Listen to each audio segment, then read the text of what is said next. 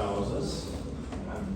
Os mecanismos envolvidos com as alterações da patogênese e alterações morfológicas, quando eu observo as lesões.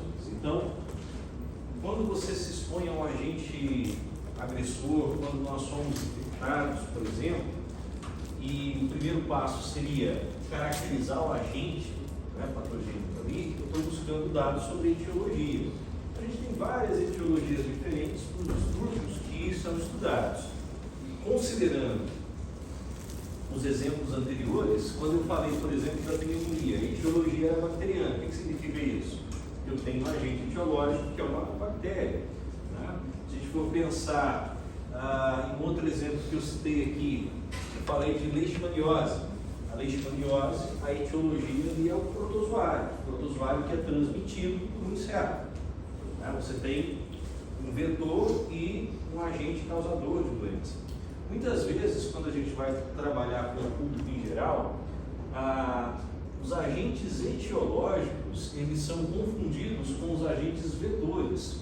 Perceberam essa dificuldade, às vezes, das pessoas entenderem? Um exemplo, eu tenho doença que a etiologia é viral, uma virose. Dengue. Dengue é uma virose? É causada por um vírus. Quem transmite? Mosquito. Então, a etiologia é viral, só que aí as pessoas, quem causa? É um mosquito. A gente fala lá da doença de Chagas, qual que é a etiologia? O protozoário flagelado. Só falar, é o barbeiro. Então, na hora que nós vamos conversar com as pessoas, é preciso ter atenção a isso, né? Então, sempre que eu estiver procurando as causas, eu quero saber qual a porta de entrada que esse micro-organismo utiliza, por que ele consegue chegar até ali. Por exemplo, por que certos micro-organismos aderem ao trato respiratório e outros ao trato digestório? Isso está relacionado à composição das células do patógeno e as nossas. Cada célulazinha nossa tem moléculas de superfície que são compatíveis ou não com certos patógenos. Isso também explica por que certos patógenos podem ser compartilhados entre homens e outros mamíferos, ou outros animais além dos mamíferos, tá? Então é o que eu tenho de molécula de superfície na maioria das células. Por que às vezes esse agente etiológico que vai utilizar as células da mucosa intestinal e às vezes no trato respiratório? Isso tem relação com a superfície, a composição química desses patógenos, tá? Então, causas, mecanismos. O micro-organismo ele entra e produz uma toxina, essa toxina bloqueia uma função celular, né? E depois a consequência desse processo de desenvolvimento do micro-organismo, que seria um quadro de alteração morfológica. Aqui entra as adaptações que as células podem sofrer e o quadro de lesão, como eu mostrei para vocês anteriormente, quando as células podem morrer, no exemplo ali da necrose, tá?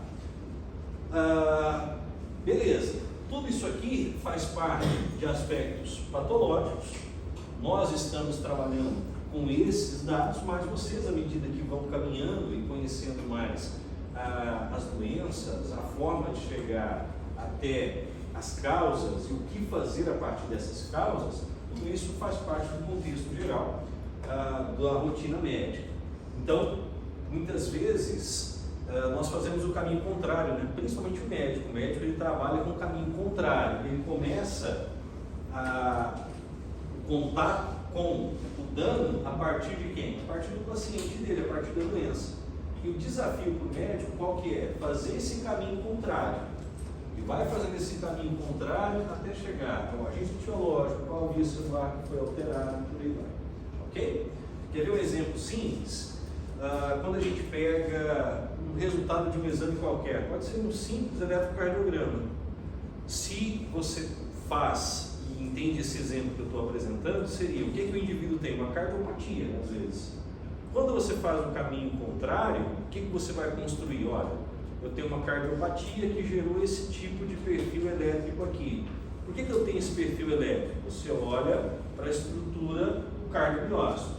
Que tipo de disfunção celular eu tenho aqui? Olha, eu tenho uma disfunção celular que é provocada por isso. Então você vai aos poucos construindo o caminho reverso até chegar nas causas E, obviamente, você vai chegar a fatores moleculares que incluem, muitas das vezes, questões genéticas, contato com patógenos e por aí vai. Beleza? Então, sempre lembrando que vocês vão fazer esse caminho reverso até chegar à origem dos problemas.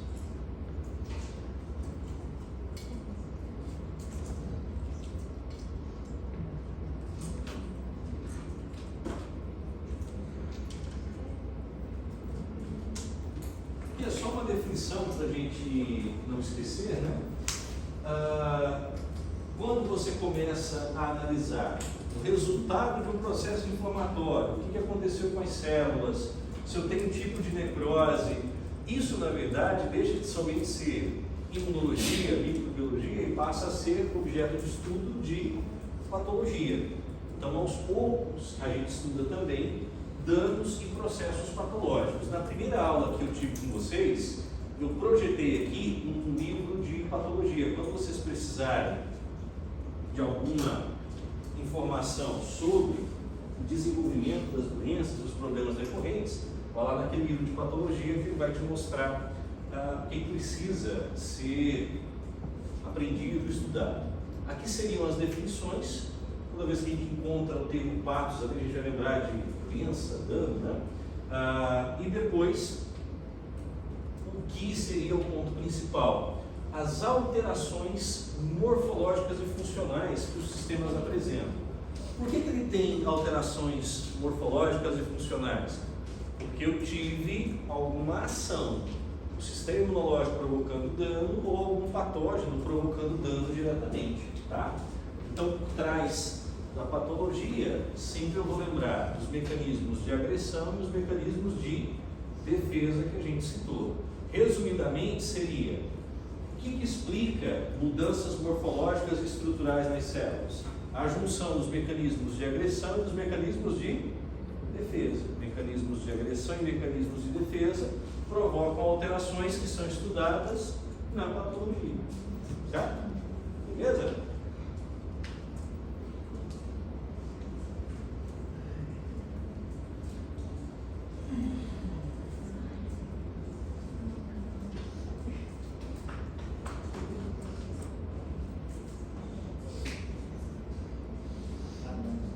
O principal conceito que a gente precisa aqui, ó. O principal conceito para a gente trabalhar. Eu sempre vou partir de alterações celulares. As alterações celulares, elas podem ser classificadas como reversíveis ou irreversíveis. Então vamos lá. Eu tenho mecanismos agressores, mecanismos de defesa, eu tenho alterações, e quando eu penso em alterações, eu entro dentro de lesão reversível e lesão irreversível. O que são as lesões reversíveis? Mudanças na estrutura celular, vou degenerar alguma coisa, vou acumular internamente algo, mas a célula permanece ativa. Lesão irreversível é quando você tem morte celular. A morte celular, ela pode ser uma resposta do organismo, o sistema imunológico induzindo essa morte celular. Sempre que isso acontecer, você vai estar falando de apoptose, tá? Agora, quando você tem aquele exemplo que eu mostrei anteriormente, que as células vão se degradando, perdendo as suas características, aí você tem um processo de necrose. Resumindo os pontinhos aqui: mecanismos de agressão e defesa, processos patológicos e lesão celular. A lesão celular reversível ou irreversível. Se a lesão reversível, eu tenho mudanças internas da célula que impactam a forma, o tamanho dela, e a lesão irreversível quando ela morre. Necrose e apoptose. A necrose é sempre um processo patológico. Eu falei de aspectos patológicos anteriormente. Necrose é sempre um processo patológico, ou seja, o que significa isso? Obrigatoriamente tem relação com doença, com dano. Não existe necrose natural, fisiológica, tá?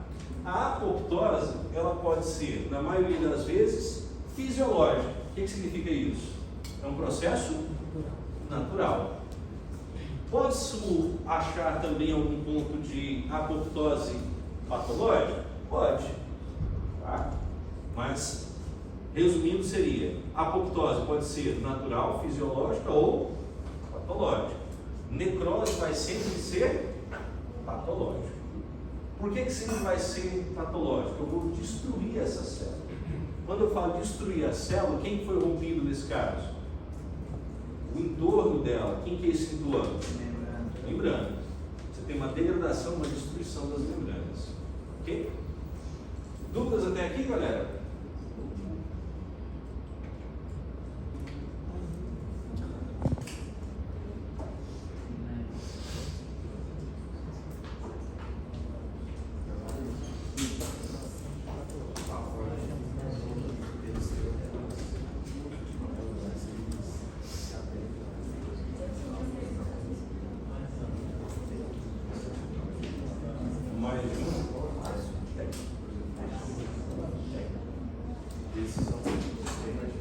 Não necessariamente, depende muito do tipo de local afetado, da consequência desse local afetado.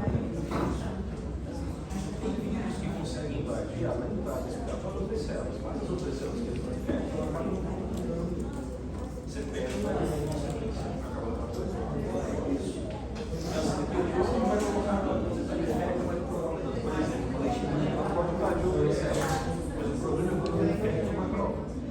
Que aí ele vai e lá o colesterol depende de onde essas células vão estar. Você vai ver todas as células na resposta celular. Elas não são tão importantes quanto se você tivesse um alvo, né? Porque tem um alvo mais importante que o outro. Galera, aqui ó, é o que eu falei agora. Só observa, vê se está certinho, se vai de conta o que eu já tinha apresentado, que aí eu vou colocar a próxima imagem para a gente seguir o nosso barco.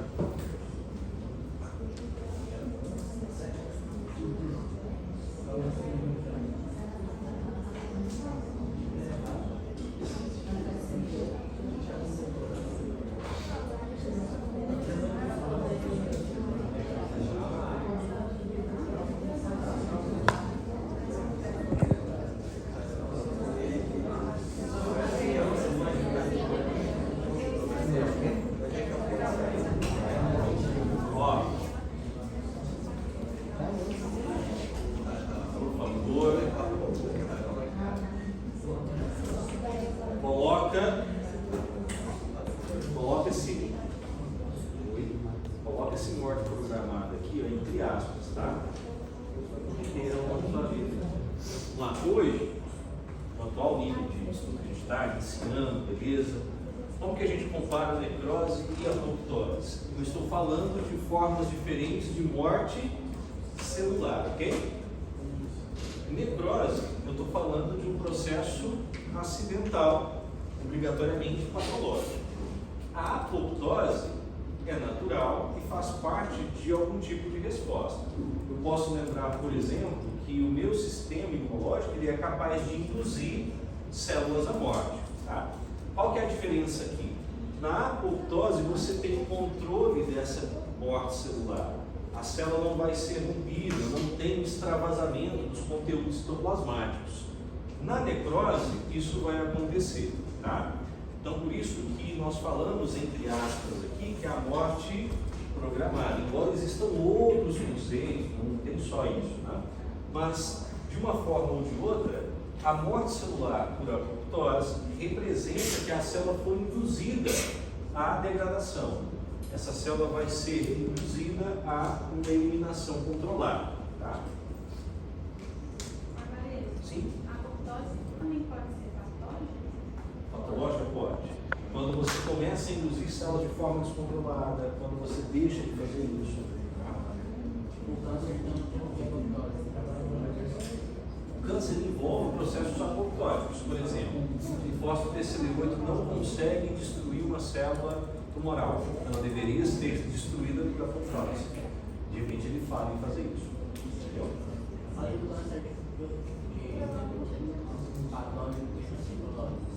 Tem patógenos que podem impedir o processo apoptótico. Então, uma infecção viral, por exemplo, ela pode provocar um distúrbio. Sempre que falarmos em patologias associadas à apoptose, é alguma falha, algum erro na hora das células serem induzidas à morte. Ou serem induzidas de forma errada, e células que não deveriam morrer, ou células que deveriam ser eliminadas e nós não conseguimos fazer isso. Aí ela continua vivendo, mas a apoptose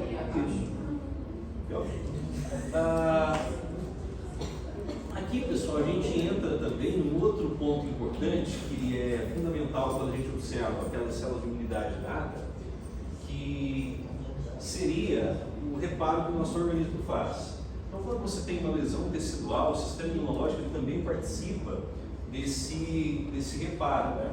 E aqui a gente pode pensar em uma sequência de eventos, começando a partir de uma alteração que seria a necrose. Então, quais seriam as consequências de necrose? Primeiro, para nós aqui hoje, a gente vai lembrar que uma célula que sofre necrose, ela tem um extravasamento do conteúdo citoplasmático, ok? Que estava dentro dela, vai ser eliminado. O que vai acontecer agora? Eu tenho que fagocitar os restos celulares. Quem faz isso? Os fagócitos. Então, primeira consequência de uma necrose, eu vou atrair células de defesa para fagocitar os restos particulados. Então, tem esses restos particulados. Depois, naturalmente, dependendo do tecido afetado, surge um mecanismo de reparo, de reposição daqueles tecidos que foram alterados. Geralmente, nós estamos falando da presença de várias células diferentes que formam a base ali dos tecidos conjuntivos e uma substituição daquilo que foi perdido. Tá? Então, recapitulando, quando uma célula morre, eu estou falando de uma lesão irreversível. A primeira consequência dessa lesão irreversível é a atração de fagócitos para eles eliminarem esses restos que foram liberados durante a destruição. Como consequência, o próprio organismo vai tentar recuperar aquela área, e aí você pode pensar no ferimento, por exemplo, ou aquela criança que eu mostrei no início, que estava lá com uma parte da membro inferior todo afetado. O que vai ser feito ali? Aquelas partes necrosadas são removidas e naturalmente ocorre o reparo naquelas áreas. Esse reparo tem a participação de vários elementos de defesa, né, e algumas outras estruturas de tecido conjuntivo. Causas mais comuns para essas lesões celulares que a gente tem aqui, ó. A gente vai falar assim, as células estão morrendo, vão sofrer necrose. A primeira delas, e talvez a mais importante, privação de oxigênio. Você vai lembrar de processo isquêmico, tá, naturalmente, e quadros hipóxicos. O que nós observamos? Se você reduz o suprimento sanguíneo para um tecido, obrigatoriamente você reduz também o suprimento de oxigênio. Sem oxigênio, o que vai acontecer nas nossas células? Quem vai comprometer? Uma diminuição do fluxo de oxigênio compromete o quê? Mitocôndrias, cadeia respiratória. Então, aos poucos, essas células começam a sofrer alterações internas, de maneira que o start, o que permitiu o início dessas alterações, foi uma redução dos níveis de oxigênio. Tá? Além de lesões por privação de oxigênio, você pode ter também uma lesão induzida por agente químico. O agente químico ele vai bloquear alguma via celular. E os próprios radicais livres que nós geramos também podem provocar alterações. Então, se alguém perguntar assim, quais as formas mais comuns para entendermos as lesões celulares, né? Qual agente agressor relacionado? Privação de oxigênio, lesões induzidas por agentes químicos e lesões induzidas por radicais livres. Ok? Dúvidas até aqui? Tranquilo?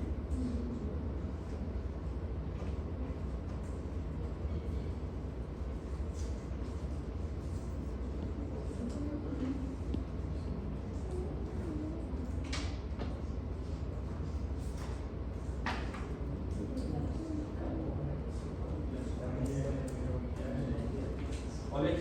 material, pegando o que um agente químico pode produzir. Então, nós queremos entender a lesão.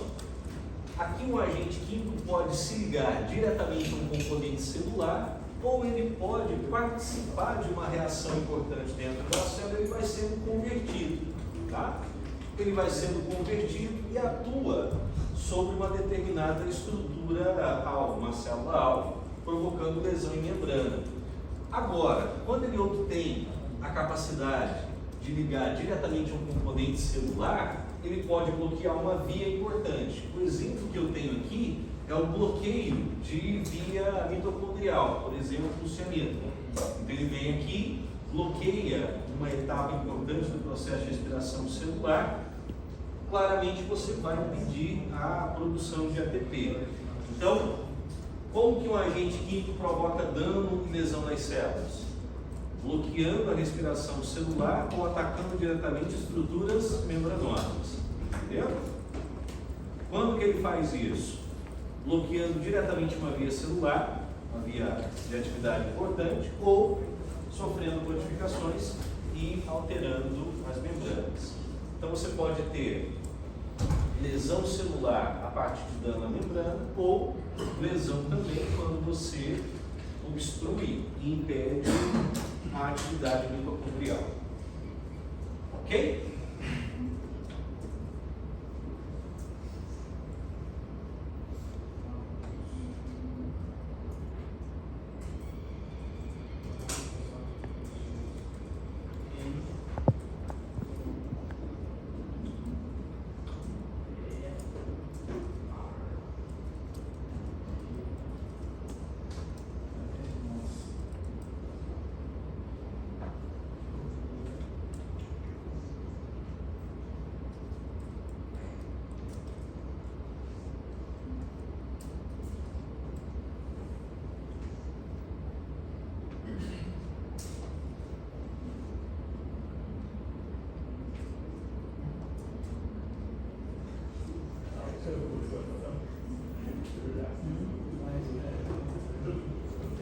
Pessoal, quando a célula não vai ser perdida lá para a necrose, a gente está falando de alterações que não são irreversíveis, né? O que caracteriza essas alterações?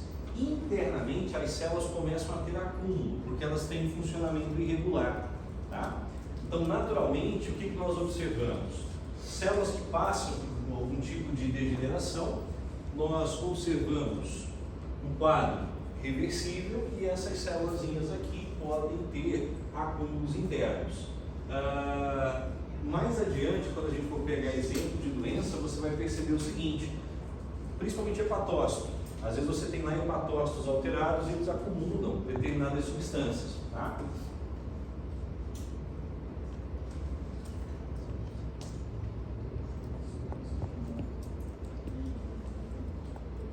Aqui seria um exemplo, ó, de degenerações, né? Às vezes você tem acúmulo de água dentro dessas células ou acúmulo de gordura, por exemplo, tudo como consequência de uma alteração celular reversível. Então significa que houve um estímulo, o organismo, essas células acabam respondendo e a resposta é, de alguma forma, observa-se mudanças do que a célula consegue capturar ou eliminar de água, ou acúmulos que ela começa a desenvolver a partir das alterações metabólicas. Isso aqui depende muitas vezes de estímulos químicos que as células recebem, né? Dependendo do estímulo químico, ao longo do tempo ela começa a ter esse tipo de alteração. Ok, galera? Certo?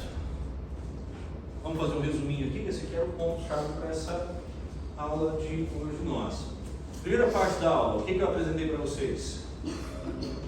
Conceitos básicos sobre o sistema imunológico, onde eu citei imunidade inata, imunidade adaptativa, os respectivos componentes, colocando ali as células que são as principais. Depois eu comecei a tratar de pontos que voltam mais para a relação agentes agressores e componentes do sistema de defesa. Falei de algumas características dos agentes agressores e de algumas características do sistema de defesa. Entre as características dos agentes agressores, eu destaquei aquilo que determina muitas vezes a virulência e usei como exemplo um patógeno bacteriano. O exemplo de virulência do patógeno bacteriano foi qual? A cápsula. A cápsula dificulta o que no elemento de defesa? A fagocitose, ou seja, um mecanismo de evasão. Depois disso, nós falamos um pouquinho sobre conceitos de patologia. O conceito de patologia está centrado principalmente em entender que as células respondem às agressões. E essa resposta pode ser reversível ou irreversível. E dois conceitos precisam ficar claros: necrose versus apoptose. A necrose representa um desvio sempre patológico. A apoptose, ela pode ser simplesmente um processo fisiológico. É claro que para entender isso nós observamos portas de entrada, as portas de saída, como que o micro-organismo ele é importante, e eu coloquei para vocês uma figura onde mostrava o que nós estamos trabalhando. A origem das doenças, que é o quê? O que causa a doença? É um aspecto etiológico, lembra? A gente sempre está buscando as etiologias e depois as mudanças que essa etiologia vai provocar. Feito, galera? Certo? Beleza. A partir da próxima aula nossa, eu vou trabalhar com vocês esses conceitos aqui. O material está disponível para vocês baixarem lá. Eu vou falar um pouquinho mais sobre os tipos celulares, o que eles provocam, etc. e tal. Deixem para mim uma lista com o nome de quem está aqui na sala de aula, por favor. Quem tiver mais alguma dúvida, eu vou ficar aqui na minha mesa para tirar as dúvidas de vocês, se alguém tiver ainda até o final dessa aula. Ok?